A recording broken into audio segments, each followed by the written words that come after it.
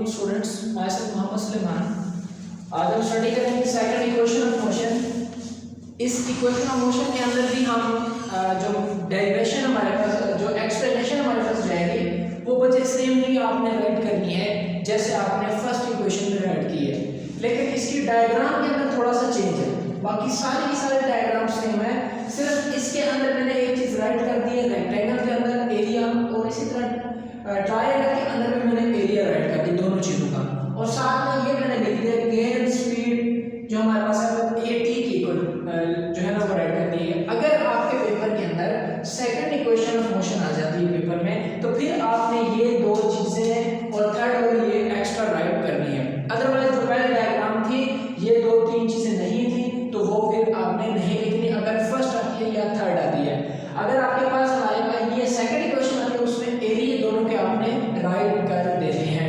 और इसकी एक्सप्लेनेशन हमारे पास वही सेम जाएगी। Consider a body moving with initial velocity having acceleration a and its velocity will become vf after some time interval t इतना and body cover distances। ये सारी उसमें एक्सप्लेनेशन जो आपकी बुक में लिखी हुई है वही लिख देनी है, एक्सप्लेनेशन तीनों के अंदर सेम जानी है।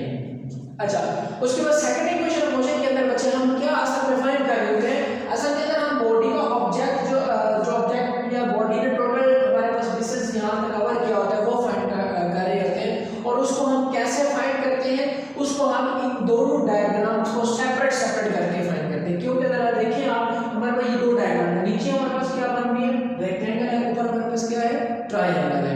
ये दोनों डायग्राम हमारे पास सेपरेट है।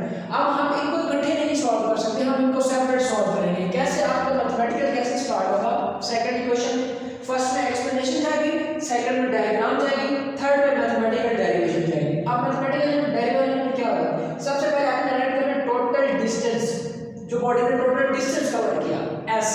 अब वो किसके इक्वल है, एरिया ऑफ रेक्टेंगल। रेक्टेंगल हमारे पास ये है, ये देखिए मैंने यहाँ पर ओ ए सी डी, ओ ए और ये सी और ये डी, ये रेक्टेंगल है। आगे मेंशन भी कर दिया रेक्टेंगल का नाम क्या है, area of rectangle O A C D plus area of triangle. ऊपर हमारे पास ट्रायंगल बन गई, ये सेपरेट अगर आप देखें ए बी सी, ये हमारे पास क्या है ट्रायंगल है, area of triangle A B C. उसके बाद ये हमने सेपरेट लाइक राइट कर लिया कि अब हम क्या करेंगे, एरिया ऑफ रेक्टेंगल पहले फाइंड करेंगे, फिर एरिया ऑफ ट्रायंगल फाइंड करेंगे, फिर जो निकलेगा रिजल्ट उसको इसमें पुट करने से हमारे पास हमारा रिजल्ट आ जाएगा। Area of rectangle O A C D, rectangle का अगर एरिया बच्चे हमने फाइंड करना हो, मैथमेटिक्स में हमने पढ़ा है लेंथ को ब्रेड्थ के साथ मल्टीप्लाई करेंगे तो हमारे पास एरिया ऑफ रेक्टेंगल आ जाएगा। लेंथ को ब्रेड्थ, अब ये हमारे पास उसकी लेंथ जा रही है, ये हमारे पास उसकी ब्रेड्थ जा रही है। हमने यहाँ पे वैल्यूज पुट कर देनी है, ये वैल्यूज आगे पीछे पुट की हुई है, इट डजंट मैटर। हमारे पास लेंथ उसमें t है जो स्मॉल t जा रही है और ब्रेड्थ हमारे पास vi है, ये v है, ये मैंने राइट कर दिया vi मल्टीप्लाई बाय या क्रॉस या किसके साथ मल्टीप्लाई करवाना है t के साथ। ये किसका एरिया आ गया, रेक्टेंगल का एरिया आ गया। उसके बाद नीचे एरिया ऑफ ट्रायंगल। अब हम ऊपर वाली डायग्राम को सॉल्व कर रहे हैं जो कि क्या है ABC, area of triangle ABC। अब ट्रायंगल का फॉर्मूला बच्चे होते हैं मैथमेटिक्स में half length multiply by breadth, इस तरह कुछ लोग इसको कॉल करते हैं। Otherwise 1/2 length multiply by breadth या 1/2 लेंथ मल्टीप्लाई बाय विड्थ भी कहा जा सकता है। विड्थ और ब्रेड्थ एक ही चीज है। अब इसको देखते हैं, 1/2 तो फॉर्मूले का आ गया, लेंथ देखते हैं हमारे पास लेंथ क्या है, लेंथ इसमें भी वही है, लेंथ इसमें भी वही है जो इसमें थी और वो क्या है t है। लेंथ के लिए हमारे पास t एज इट इज आ गया। ब्रेड्थ में मैंने उसको राइट किया हुआ है 80।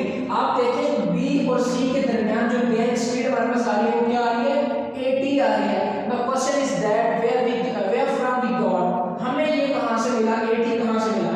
हम जानते हैं कि ये जो ऊपर ट्रायंगल है इसके ऊपर जब हमने स्लोप फर्स्ट इक्वेशन के अंदर यूज की थी, स्लोप का क्या हमने फॉर्मूला लगाया था, slope is equal to a perpendicular over क्या था बेस। हमारे पास परपेंडिकुलर क्या है बच्चे BC है और बेस हमारे पास क्या है AC है। अब यहाँ पे अगर आप देखें A एज इट इज आ जाएगा, BC एज इट इज आ जाएगा, AC जो हमारे पास ये यहाँ से यहाँ तक की लेंथ है वो किसके इक्वल है, वो OD के इक्वल है। तो OD का डिस्टेंस t के इक्वल है, तो इसका मतलब इसका डिस्टेंस भी किसके इक्वल होगा t के। तो AC की जगह पे हमने क्या पुट कर दिया t पुट कर दिया। ये t यहाँ पे क्या होगा डिवाइड और इधर आके क्या हो जाएगा मल्टीप्लाई हो जाएगा।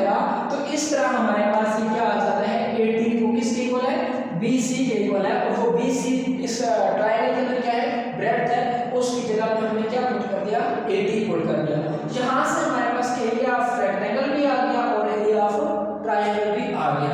अब हम क्या करते हैं, टोटल एरिया कैसे, area of rectangle plus area of triangle by putting the values. अब इसके अंदर अगर हम वैल्यूज पुट कर दें तो हमारा इक्वेशन कुछ इस तरह आती है, लेफ्ट साइड से तो हमारा डिस्टेंस ऐसा आ जाएगा, राइट साइड में हमारा vi cos t प्लस बीच में बचे प्लस का साइन। याद रखिएगा कुछ बच्चे चीजों को मर्ज कर देते हैं, गलत हो जाती है इक्वेशन।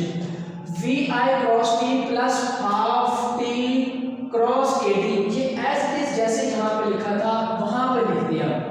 अगले स्टेप में क्रॉस का साइन खत्म कर लिया, यहाँ से स्किप कर दिया, तो ये s vi बन गया प्लस हाफ 80 का स्क्वायर बन गया, हाफ 80 का स्क्वायर बन गया हमारे पास।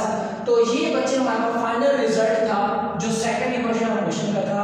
याद रखिएगा जब भी कभी आप कोई लॉन्ग क्वेश्चन कर रहे हैं, कोई न्यूमेरिकल कर रहे हैं, कोई मैथमेटिकल क्वेश्चन है, कोई थ्योरेटिकल है, उसको अपने मार्कर के साथ एंड पे बॉक्स लाजमी करें। अगर आपकी इस तरह कोई ना कोई बीच में मिस्टेक होती भी है तो एग्जामिनर उसको भूल के फाइनल ये देखेगा जब पेपर चेक किया जाए वो फाइनल रिजल्ट पे आ जाता है कि जी बच्चे का रिजल्ट ठीक है, बोर्ड वर्ड्स के अंदर लिखा हुआ है, अट्रैक्ट कर रहा है। तो इस तरह उनको लाइक चीज़ों को जो है ना गेस करना अच्छा आइडिया इजीली हो जाता है कि बच्चा अच्छा है, पढ़ने वाला है, और अच्छे से उसकी पेपर प्रेजेंटेशन उसकी बहुत अच्छी है। तो ये चीज़ें लाजमी किया करें, इनके ऊपर कोई इतना ज़्यादा टाइम नहीं लगता है।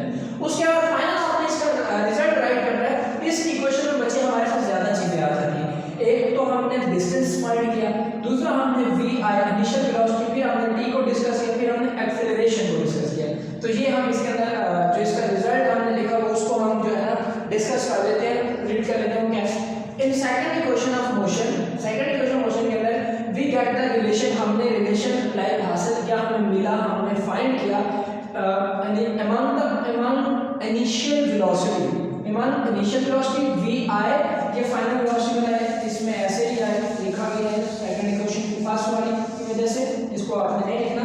हाँ, relation among initial velocity vi, उसके बाद कॉमा आपने लगाना है, कॉमा लाजमी लगाया करें कि यहाँ पे आपकी एक जो बात है वो कंप्लीट हो रही है। एक्सेलरेशन हमारे पास ये आ जाता है, एक्सेलरेशन ये हमारे पास था। उसके बाद क्या है, time duration t, small t लिखना है, कैपिटल t नहीं लिखना। स्मॉल t हमारे पास टाइम के लिए होता है, कैपिटल t हमारे पास टाइम पीरियड के लिए होता है, वो 10th क्लास में आप जाके पढ़ेंगे। तो time duration t and distance, ये जो हमारा total distance s covered by a moving body ने जो डिस्टेंस s कवर किया। बच्चे यहाँ तक हमारे पास सेकंड इक्वेशन ऑफ मोशन थी।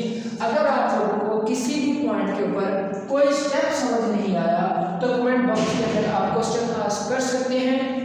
आज का लेक्चर हमारा यहाँ तक था, इंशाल्लाह अगले लेक्चर में मिलेंगे नए वीडियो के साथ। तब तक